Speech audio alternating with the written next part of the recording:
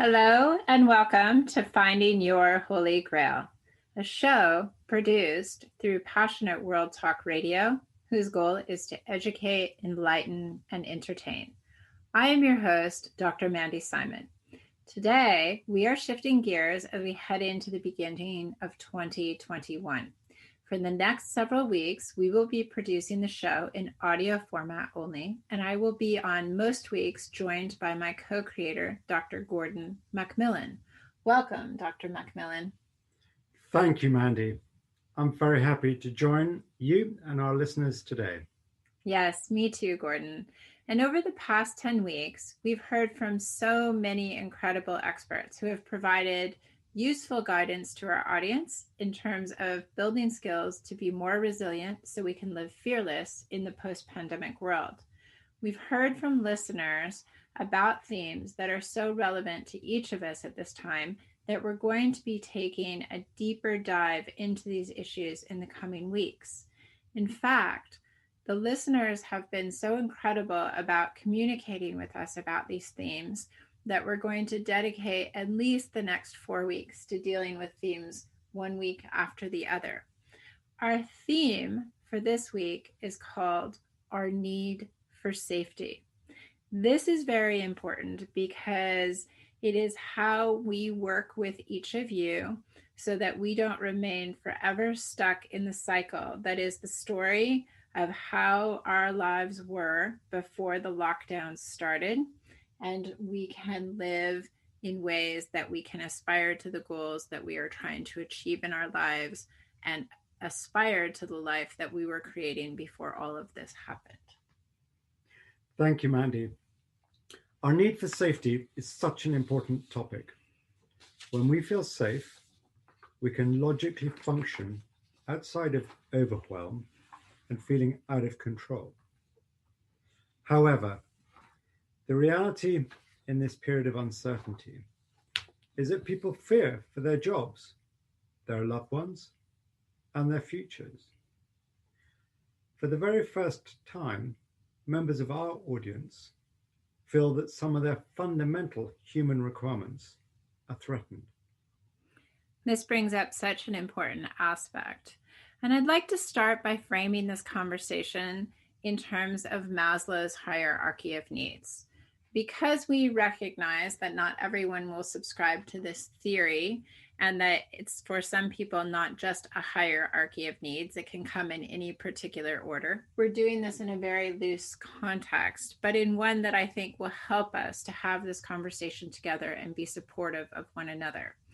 But Maslow's hierarchy of needs has to do with a theory that all humans, before they can be productive members of society, require at the very bottom of a pyramid, so the base of the foundational structure of their lives, for their physiologic needs to be met. And this is the idea of food and shelter and water, before we can consider the other 4 levels that stack on top of that. And so in addition to our food, water, breathing, homeostasis of our bodies at the foundational level of this pyramid, we can look at the level 1 up from the bottom, so the second level being our security and safety needs, which typically are defined as our financial security, our health and wellness, and our safety against accidents and injury. And we don't really find a job unless we have a home and shelter, and we don't really seek health insurance and healthcare unless we can find a job. So generally, these things will come in a certain order, depending on what country we're born into, where we live. And then at the 3rd level, we have our social needs. And our social needs are love and acceptance and belonging. And at this level, this is our need for human relationships. And this is actually an emotional aspect that drives our human behavior. It has to do with our friendships, our romantic attachments, family and social groups, religion, cultural beliefs. And then the 4th level are the esteem needs. And at this 4th level, this is where we need appreciation and respect from the outside world. And we can usually only achieve this once we have the other foundational pieces of our hierarchy. And those can be in whatever order makes sense for us. But it is very important for us in this human experience to gain the respect and appreciation of others. And we do this through our professional activities and our academic accomplishments. And then finally, at the very top of the pyramid, it's our self-actualization. Who are we? Once we've earned this degree, once we've had this job, once we've made these friends or found our spouse, who are we? Thank you, Mandy. Certainly, Maslow's hierarchy provides a helpful framework. And within that context, I count myself as being extremely fortunate because my physiological needs of food, water, shelter, and even employment are all met. Even so, like other members of our audience, I don't feel safe. There's something about wearing a face mask, staying inside, no longer interacting with other people, which makes me feel isolated and inhuman. The truth is, I've done everything that I've been told to do, but I just feel worse, and I feel controlled. I think this is quite interesting because many of our audience at this time has expressed similar issues. And the truth is that we're all doing our best at this moment, and we're trying not to get stuck in where we are. And what's really interesting about what you're saying is that when we are working on being safe, so whether this is coming to us from the outside, in the case of our jobs or a government or a housing organization saying, wear a mask, stand, 2 meters away from someone, or a car's length, whichever country you live in, wash your hands, all the things that we're used to hearing, or whatever our personal understanding of staying safe means in this time. We're recognizing that there's a feeling that we have that underlies this, where we feel out of control. And we would think that if we were going through the process of following these instructions, that we wouldn't feel overwhelmed and uncertainty. But so many of us and so many of our listeners have essentially said, can I hope for a day where I sit down and I enjoy a meal with my friends or family again in a way that I understood it prior to March 2020? And this ends up being the reason that we're introducing this first of at least 4 themes that we're going to be looking at week after week as we head into 2021. And paradoxically, people have a sense of belonging in doing the safety requirements that they are meant to do, but they're simultaneously feeling sadness. And this is what I'm hearing from you. Absolutely. Yeah. And so what we have to understand is that there is a fear that underlies all of this. And our goal in being able to support you, as we have in the previous weeks, is to have you turn to our workbook, which we've changed a little bit of the tactic about, and we're recognizing a theme each week. And this week, as we call the pain point, is our need for safety. And as we look at this, we want to look at essentially, how is this need for safety being manifest into your life? So we've touched on this a little bit already. This is in many cases an outside requirement that's being imposed on many of us. But then what are your aspects of your need for safety that you're imposing? So for example, we know that we need to wear a face mask in public. So that can be one thing. And we're really asking people to list 3 or 5 things.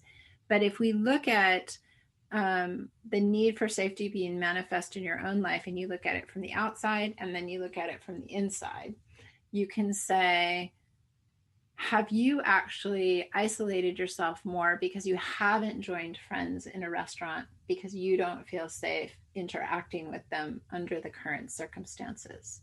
So this is actually a really important aspect because, as we've talked about, one of the biggest aspects that fear creates in our lives is that it can manifest as something that mentally is very difficult for us to deal with and physically is very difficult for us to deal with.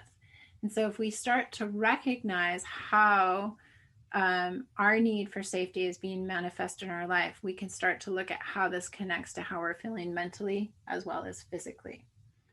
The second aspect that we're talking about is, what is this costing you, whether it be personally and or professionally? So some of you may say, forget it. I'm not writing anything down that this is costing me personally. I'm focused on financially. What is the problem? To which we say, great, write down what those 3 to 5 things are. You know, for many of you, you may look at this and you may look at what Sandy Ash talked about with what are the 30 gifts that COVID gave you.